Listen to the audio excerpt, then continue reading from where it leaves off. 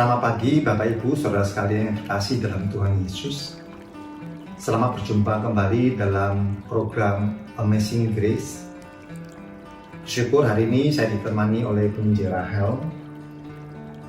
Firman Tuhan yang menjadi renungan kita pada pagi hari ini diambil dari Injil Yohanes pasal 10 ayat 1 sampai 10. Tentang pernyataan Tuhan Yesus, akulah pintu. Ya, tolong Penginjil Rahel bacakan buat kita sekalian, cukup ayat 1, 7, dan 9 saja. Ya, saya akan bacakan untuk kita semua. Injil Yohanes pasalnya yang ke-10 ayatnya yang pertama. Aku berkata kepadamu, sesungguhnya siapa yang masuk ke dalam kandang domba dengan tidak melalui pintu, tetapi dengan memanjat tembok, ia adalah seorang pencuri dan seorang perampok. Ayatnya yang ke-7. Maka kata Yesus sekali lagi, aku berkata kepadamu, sesungguhnya akulah pintu ke domba-domba itu. Ayatnya yang ke-9, akulah pintu. Barang siapa masuk melalui aku, ia akan selamat, dan ia akan masuk dan keluar dan menemukan padang rumput. Kalau saya baca dari 3 ayat tadi ya, berkali-kali saya menemukan kata pintu.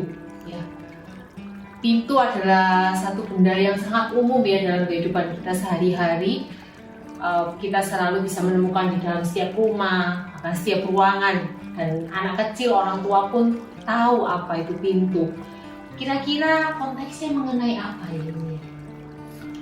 Ini tentu adalah sebuah perumpamaan yang sangat menarik karena Tuhan Yesus mengidentifikasi dirinya dengan pintu. Pintu adalah sesuatu yang sangat umum. Tadi yang dikatakan juga baik masa dulu ya maupun sekarang, orang muda, anak kecil sampai orang tua tahu semua itu pintu dan fungsinya pintu. Dan juga pernyataan Yesus ini juga tidak punya satu makna yang sangat mendalam atau apa ya. Menurut saya memang pada fungsi pintu itu sendiri, itu maknanya. Kita tahu bahwa pintu itu punya fungsi sebagai akses jalan masuk. Dan Yesuslah jalan masuk itu. Baik dalam bagian ini dia mengatakan dirinya adalah jalan masuk bagi domba ke dalam kandang, supaya kandang itu dia dilindungi. Ya. Dan itulah yang Tuhan Yesus artikan, akulah pintu, itu artinya Yesus adalah jalan keselamatan. Yesus adalah satu-satunya jalan kepada Bapa. Dan ini juga berulang kali ditekankan Tuhan Yesus di dalam Injil Yohanes, akulah jalan kebenaran dan hidup, maupun di bagian lain daripada Injil. Ya. Jadi akulah pintu, bahwa Yesus adalah jalan satu-satunya kepada Bapa. Hari ini sebenarnya kita nggak susah memahami. Di rumah kita ada pintu kan, kamar kita juga ada pintu. Maka hanya orang yang kita undang, ya, yang kita kenal baik, kita bukakan pintu supaya dia masuk ke dalam rumah kita. Ya.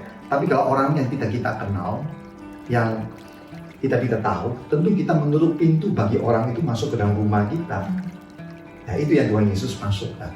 Ya, bersyukur melalui Yesus kita memperoleh akses masuk yang pasti kepada Bapa yang di surga.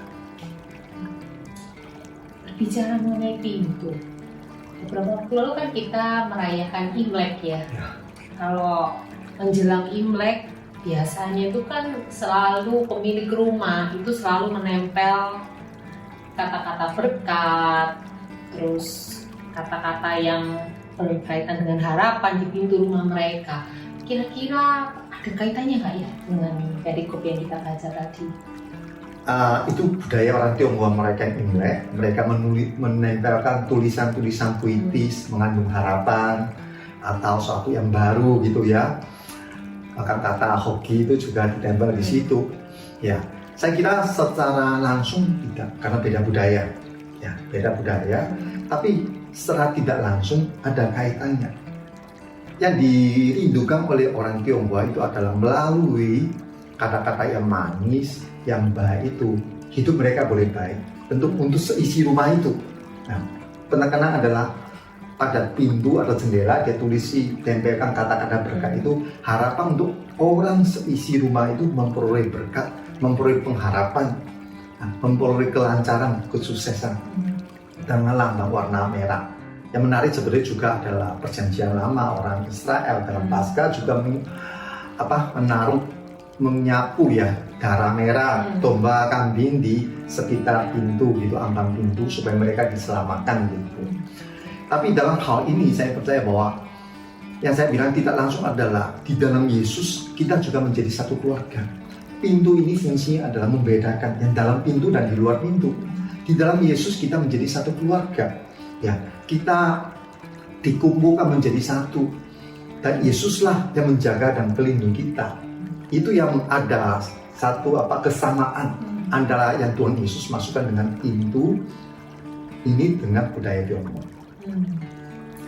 Biasanya kan perumpamaan itu dipakai oleh Tuhan Yesus untuk menjelaskan hal-hal yang kurang dimengerti oleh murid-muridnya ya. Kalau untuk konteks saat ini, konteks kita sekarang saat ini, aplikasi apa yang kita bisa ambil dari perumpamaan yang kita pelajari hari ini? Kalau saya lihat bahwa yang paling kedekatan dengan kehidupan kita sehari-hari hari ini ya, sebetulnya justru pada ayat 9 dan ke-10. Karena sebelumnya tadi yang saya katakan bahwa fungsi pintu sebagai akses itu kepada Bapa ya, itu selalu dikaitkan dengan pengharapan akan hidup yang kekal. Nanti kita mati masuk surga, atau kita berkumpul menjadi satu keluarga. Ya oke lah, dalam ibadah hari Minggu kita berkumpul menjadi satu keluarga ya, di dalam Yesus kita berkumpul, kita bertemu di dalam Yesus itu ya. Itu adalah satu pengharapan iman ya, tapi kita juga belum bisa menghayati secara real dalam kehidupan hari-hari yang kita jalani dengan kaitan dengan kehidupan saya apa. Nah, di dalam ayat 9 Tuhan Yesus mengatakan demikian bahwa barang siapa masuk melalui aku, ia akan selamat. Nah, ini tentang pengharapan yang akan datang, tapi bukan titik sampai di situ. Tuhan Yesus mengatakan ia akan masuk dan keluar dan menemukan padang rumput. Ayat 10 bagian akhir juga mengatakan aku datang supaya mereka mempunyai hidup dan mempunyainya dalam segala kelimpahan. Nah, inilah aspek kekinian bagi setiap kita dalam kehidupan kita sehari-hari. Entah kamu sebagai ibu rumah tangga, saya sebagai hamba Tuhan, atau orang sebagai profesionalisme, hidup kita akan memiliki banyak kebutuhan. Baik itu berkaitan dengan jasmani kita, makan, minum, pekerjaan, dan sebagainya. Kita percaya itu Tuhan memberkati. Tapi di sisi lain sebagai manusia yang utuh, kita butuh pemenuhan aspek emosi, aspek rohani. Nah, disinilah Yesus sebagai pintu. Di dalam Dialah adalah kebenaran sejati yang memuaskan rasa dahaga kita. Sehingga bukan satu pengharapan terus nanti saya mati masuk surga, nanti dalam surga saya berkumpul dengan orang-orang percaya, melainkan di kekinian ini di mana melalui Yesus kita menemukan makanan rohani bagi rohani kita menemukan penghiburan bagi spiritualitas kita yang berduka, kita memperoleh kekuatan kita menghadapi pencobaan, kita memperoleh sukacita sejati di dalam hal-hal yang kita jalani, kita hadapi.